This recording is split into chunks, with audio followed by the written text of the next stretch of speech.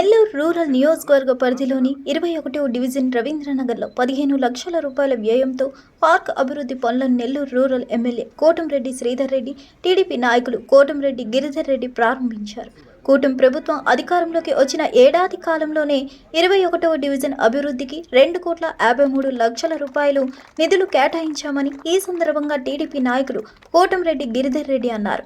అభివృద్ధి పనులలో ప్రజలందరూ భాగస్వామ్యం కావాలని సూచించారు.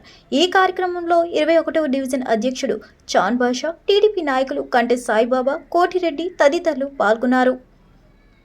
రూపాయలు ఈ డివిజన్లో వివిధ పనులకి, సిమెంట్ రోడ్లకి, డ్రైన్లకి, పార్కులకి, డ్రింకింగ్ వాటర్కి వివిధ పనులకు కూడా కేటాయించడం జరిగింది.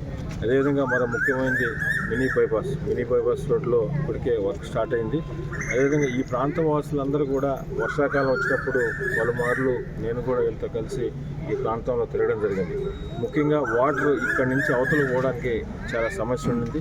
దానికి సంబంధించి ఎన్హెచ్ అధికారులతో మాట్లాడి 2 పెద్ద బాక్స్ వాలెట్లు కూడా కేటాయించాం. అవి కూడా వర్క్ ఒక వారం 10 రోజులు అది కూడా స్టార్ట్ అవుద్ది.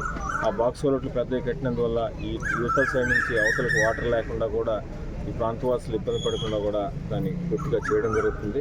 అదేవిధంగా భవిష్యత్తులో కూడా నెల్లూరు రూరల్ నియోజకవర్గంలో గౌరవ ముఖ్యమంత్రి చంద్రబాబు నాయుడు గారు, ముఖ్యమంత్రి పవన్ కళ్యాణ్ గారు, యువనేత నారా లోకేష్ గారు, స్థానిక మంత్రివర్యులు నారాయణ గారి సహాయ సహకారాలతో తప్పకుండా రాబో రోజుల్లో కూడా నెల్లూరు రూరల్ నియోజకవర్గంలో అన్ని విధాల శాయశక్తుల అభివృద్ధి చేయడం లక్ష్యంగా పనిచేస్తామని తెలియజేస్తుంది.